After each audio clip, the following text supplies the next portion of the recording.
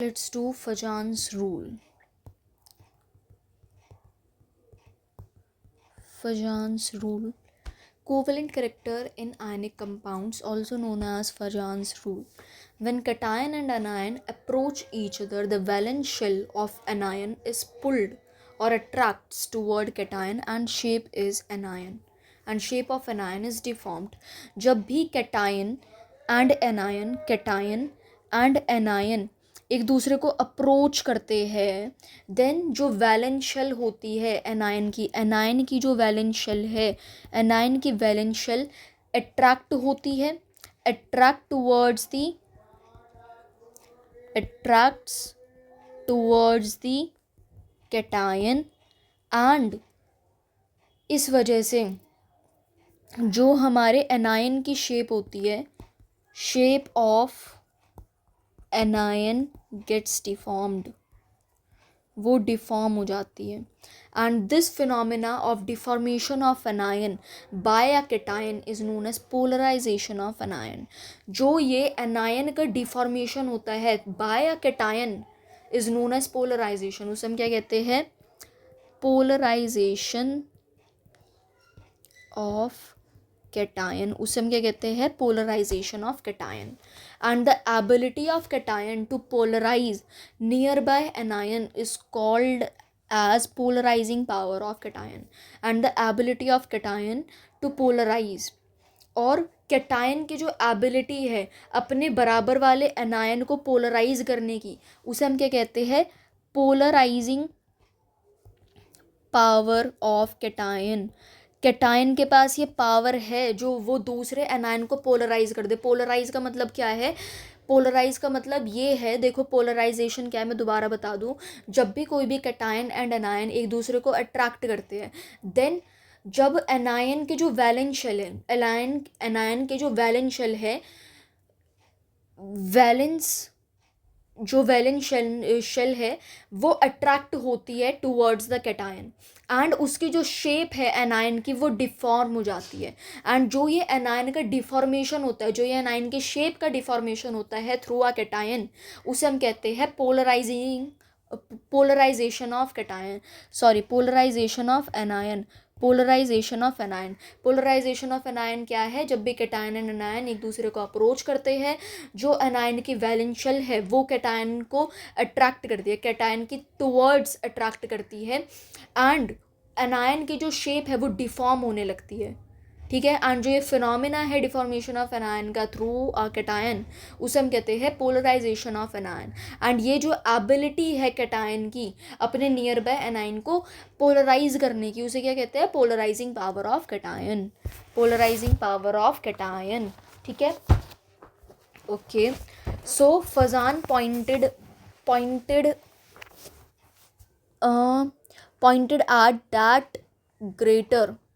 pointed at that greater is the polarization of anion in the molecule, more is the covalent character in the molecule.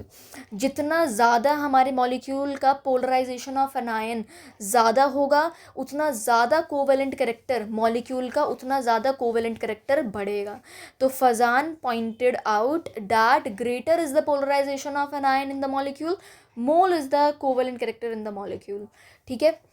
तो polarisation हमारा जितना ज़्यादा anion में बढ़ेगा, उतना ज़्यादा कोवेलेंट करेक्टर उतना ज़्यादा हमारे मॉलिक्यूल का बढ़ेगा, इन द मॉलिक्यूल उतना ज़्यादा बढ़ेगा. ठीक है.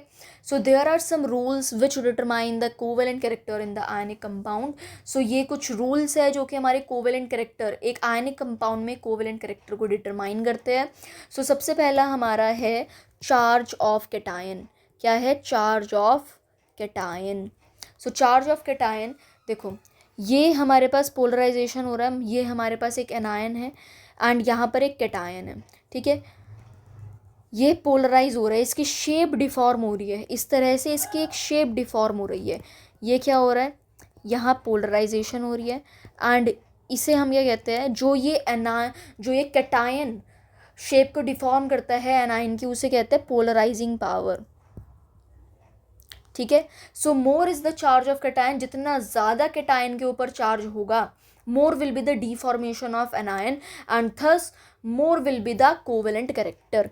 जितना ज़्यादा पॉजिटिव चार्ज होगा, जितना ज़्यादा कैटायन चार्ज होगा, उतना ज़्यादा डिफॉर्मेशन होगा एनायन का। तो आपको क्या याद रखना है, जितना ज़्यादा कैटायन का चार्ज होगा, charge of cation is directly proportional to the deformation of anion, is directly proportional to the deformation of anion। ठीक है, that is directly proportional to the deformation of anion। जैसे कि हमारे पास है NaCl, MgCl and AlCl3। so tell me one thing, ये क्या होगा, Na plus Mg2 plus and Al3 plus होगा। यहाँ पर चार्ज ऑफ कैटायन इंक्रीज हो रहा है, चार्ज ऑफ कैटायन यहाँ इंक्रीज हो रहा है ऐसे, एंड पोलराइजेशन ऑफ एनायन भी इंक्रीज हो रहा है। पोलराइजेशन ऑफ एनायन क्या हो रहा है, इंक्रीज हो रहा है। And that's why character, covalent character, जो हमारा कोवेलेंट कैरेक्टर है, कोवेलेंट कैरेक्टर इंक्रीज हो रहा है। क्या हो रहा है, कोवेलेंट कैरेक्टर इंक्रीज हो रहा है। ठीक है, नेक्स्ट आता है हमारे पास साइज ऑफ कैटायन। क्या आता है, size of cation. Small is the size of cation, more is the charge density. जितना छोटा कैटायन होगा उतनी ज़्यादा चार्ज डेंसिटी होगी, जितना छोटा साइज होगा उतनी ज़्यादा चार्ज डेंसिटी होगी, मतलब इन्वर्सली प्रोपोर्शनल हो गया। ठीक है, and therefore more will be the deformation of anion. जितना छोटा हमारे पास कैटायन है वो उतना ज़्यादा, छोटा पैकेट बड़ा धमाका, इसमें हमें क्या याद रखना है, छोटा पैकेट बड़ा धमाका। छोटा साइज, जितना छोटा हमारा कैटायन है उतना ज़्यादा वो डिफॉर्म करेगा एन आयन को। छोटा पैकेट बड़ा धमाका, ऐसे याद रखना है। ठीक है, मोर will be the covalent character in the compound. जितना छोटा साइज, जितना छोटा साइज उतना ज़्यादा डिफॉर्मेशन ऑफ एनायन, उतना ज़्यादा डिफॉर्मेशन ऑफ एनायन। ठीक है, उतना ज़्यादा डिफॉर्मेशन होगा। एंड कोवेलेंट कैरेक्टर भी कंपाउंड का बढ़ेगा। ठीक है, फॉर एग्जांपल देखो, BeCl2, MgCl2, CaCl2 and SrCl2, Be2 plus, Mg2 plus, Ca2 plus and Sr2 plus. ऐसे क्या हो रहा है, साइज इंक्रीज कर रहा है। यहाँ पर साइज इंक्रीज तो कर रहा है, साइज इंक्रीज कर रहा है, बट देखो बुराई हो गई ना, यहाँ पर साइज इंक्रीज कर रहा है। अब यहाँ पे क्या कर रहा है, साइज इंक्रीज कर रहा है, बट डिफॉर्मेशन क्या हो जाएगी, कम हो जाएगी। बिकॉज जितना ज़्यादा छोटा हमारा कैटायन होगा उतना ज़्यादा हमारा डिफॉर्मेशन ऑफ एनायन होगा। तो यहाँ पर साइज बढ़ रहा है बट पोलराइजेशन क्या हो जाएगी, कम हो जाएगी। पोलराइजेशन कम हो जाएगी। जितना बड़ा साइज उतना बेकार हो जाएगा। हमें क्या याद रखना है, छोटा पैकेट बड़ा धमाका। जितना छोटा हमारे कैटायन का साइज होगा उतना ज़्यादा डिफॉर्मेशन ऑफ आयन होगा एंड उतना ज़्यादा कोवेलेंट कैरेक्टर होगा। ठीक है, कोवेलेंट कैरेक्टर भी कम हो जाएगा बिकॉज साइज यहाँ पर वो हो गया है। एंड देखो, जो ये पोलराइजेशन है, पोलराइजेशन ऑफ एनायन है, जो ये पोलराइजेशन ऑफ एनायन है एंड जो ये कोवेलेंट कैरेक्टर है, ये तो डायरेक्टली प्रोपोर्शनल है। तुम्हें क्या याद रखना है, साइज बढ़ा, कैटायन का साइज बढ़ा तो पोलराइजेशन हमारी, पोलराइजेशन ऑफ एनायन कम हो गई। ठीक है, पोलराइजेशन कम हुई तो कोवेलेंट कैरेक्टर भी कम होगा because polarisation of anion is directly proportional to the covalent character. ठीक है, ओके। थर्ड आता है हमारे पास चार्ज ऑफ एनायन, एनायन के ऊपर चार्ज। जितना ज़्यादा हमारे एनायन के ऊपर चार्ज होगा उतना ज़्यादा, भाई ये तो वही बात हो गई। अब एनायन के ऊपर ज़्यादा चार्ज है तो ज़्यादा पोलराइजेशन तो हो गई ऑब्वियसली। जितना ज़्यादा पोलराइजेशन उतना ज़्यादा कोवेलेंट कैरेक्टर होगा। सिंपल सी बात है। देखो हमने क्या क्या बात करी है, हमने अभी तक 3 बात करी है। सबसे पहले चार्ज ऑफ कैटायन, जितना ज़्यादा कैटायन पर चार्ज होगा उतना ज़्यादा डिफॉर्मेशन होगा एनायन का एंड कोवेलेंट कैरेक्टर ज़्यादा होगा। दूसरा हमने बात करी कैटायन के साइज़ की। अब कैटायन हमें छोटा चाहिए, इसमें हमें क्या याद रखना था, छोटा पैकेट बड़ा धमाका। जितना छोटा हमारा कैटायन होगा उतना ज़्यादा पोलराइजेशन ऑफ एनायन होगा एंड उतना ही ज़्यादा कोवेलेंट कैरेक्टर होगा, ठीक है। एंड चार्ज ऑफ एनायन में अगर चार्ज ऑफ एनायन बढ़ा तो पोलराइजेशन ऑफ एनायन भी बढ़ेगा एंड कोवेलेंट कैरेक्टर भी बढ़ेगा। साइज ऑफ एनायन बढ़ा तो पोलराइजेशन भी ज़्यादा होगी एंड कोवेलेंट कैरेक्टर भी ज़्यादा होगा, ठीक है।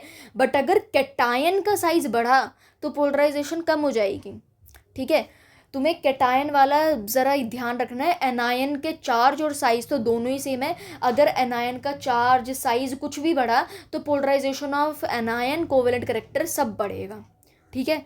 अगर एनायन के अंदर साइज या फिर चार्ज कुछ भी बढ़ा तो पोलराइजेशन भी बढ़ेगी, कोवेलेंट कैरेक्टर भी बढ़ेगा। अब फिफ्थ पॉइंट पढ़ते हैं। फिफ्थ पॉइंट है हमारे पास स्यूडो इनर्ट गैस कॉन्फ़िगरेशन। क्या है? Pseudo inert gas configuration. Pseudo inert gas configuration क्या है? Cation having pseudo inert gas configuration has more polarising power than the cation that has inert gas configuration. देखो, cation having pseudo inert gas configuration has more polarising power. जिस cation के पास pseudo inert gas configuration होती है उसके ज़्यादा polarising power होगी than the cation that has inert gas configuration. जिस कैटायन की, देखो, जिस कैटायन की इनर्ट गैस कॉन्फ़िगरेशन है ना, उससे ज़्यादा जिस कैटायन के पास स्यूडो छुपी हुई इनर्ट गैस कॉन्फ़िगरेशन है उसके पास ज़्यादा पोलराइजिंग पावर होगा। इसके पास ज़्यादा पोलराइजिंग पावर है, ठीक है। इसके पास ज़्यादा पोलराइजिंग पावर है। देखो, जैसे कि CuCl है Cu प्लस एंड NaCl है Na प्लस, ठीक है। यहाँ पर जैसे कि मैं Cu की कॉन्फ़िगरेशन लिखूँ, सो Cu की configuration 1s2 2s2 2p6 3s2 3p6 and 3d10। तो यहाँ देखो, यहाँ मुझे क्या दिख रहा है? यहाँ 18 इलेक्ट्रॉन्स दिख रहे हैं। ये क्या है? ये है एक स्यूडो गैस कॉन्फ़िगरेशन। ये क्या है? एक स्यूडो गैस कॉन्फ़िगरेशन है, ठीक है। एंड यहाँ पर मैं Na प्लस के देखूँ 1s2 2s2 एंड 2p6, यहाँ मुझे डायरेक्ट दिख रही है। ये एक इनर्ट गैस कॉन्फ़िगरेशन है। ये क्या है? एक इनर्ट गैस कॉन्फ़िगरेशन है। बट ज़्यादा पोलराइजिंग पावर किसकी होगी? जो स्यूडो इनर्ट गैस है इसकी, CuCl की ज़्यादा पोलराइजिंग पावर हो जाएगी। जब भी किसी कैटायन के वैलेंस शेल में 18 इलेक्ट्रॉन्स आए तो वो स्यूडो इनर्ट गैस है। तुम्हें क्या याद रखना है? स्यूडो इनर्ट गैस कौन सी होती है? जिसके वैलेंस शेल में क्या आए? 18 इलेक्ट्रॉन्स है। जिसके वैलेंस शेल में 18 इलेक्ट्रॉन्स आए वो स्यूडो इनर्ट गैस है। जैसे Cu प्लस के अंदर हमने देखा यहाँ पर 18 इलेक्ट्रॉन्स है। ये क्या है? एक स्यूडो इनर्ट गैस है। ये क्या है? स्यूडो इनर्ट गैस है, ठीक है। Yes, so CuCl is more covalent than NaCl because Cu plus is having pseudo electronic configuration due to which Z effective increases, therefore more polarization of anion takes place, ठीक है। तो CuCl ज़्यादा covalent है। CuCl क्या है? ज़्यादा covalent है NaCl से, क्योंकि CuCl pseudo inert gas configuration hold करता है, ठीक है, इस वजह से। एंड इसी वजह से Z इफेक्टिव भी हमारा इंक्रीज होता है। आई होप ये समझ आ गया है। अब हम 2 एप्लीकेशंस पढ़ेंगे फजान्स रूल की एंड कुछ थोड़े बहुत क्वेश्चंस करेंगे। यस, एक ही क्वेश्चन करेंगे, ठीक है। एप्लीकेशन ऑफ फजान्स रूल क्या है? Melting point decreases as covalent character of the compound increases. अगर किसी भी कंपाउंड का कोवेलेंट कैरेक्टर बढ़ रहा है तो मेल्टिंग पॉइंट कम होगा। कोवेलेंट कैरेक्टर बढ़ रहा है, मेल्टिंग पॉइंट कम होगा। मतलब मुझे क्या पता लग रहा है? Covalent character is inversely proportional to the melting point. First application. Second application क्या है? Solubility of more covalent compound decreases in polar solvent. जो कोवेलेंट कंपाउंड की सॉल्युबिलिटी है वो पोलर सॉल्वेंट में डिक्रीज हो जाती है। अब ये पोलर सॉल्वेंट क्या है अभी आगे के लेक्चर्स में हम देखेंगे, ठीक है। जो हमारे कोवेलेंट कंपाउंड है उनकी सॉल्युबिलिटी कम हो जाती है पोलर सॉल्वेंट में। ये तुम्हें चीज़ याद रखनी है। सॉल्युबिलिटी, हमारे कोवेलेंट कंपाउंड की सॉल्युबिलिटी किस में बढ़ेगी? जो पोलर सॉल्वेंट होगी। पोलर सॉल्वेंट कौन से हैं? पोलर सॉल्वेंट याद रख लो। पोलर सॉल्वेंट जैसे कि हमारे H2O हो गया, ठीक है। तो सॉल्युबिलिटी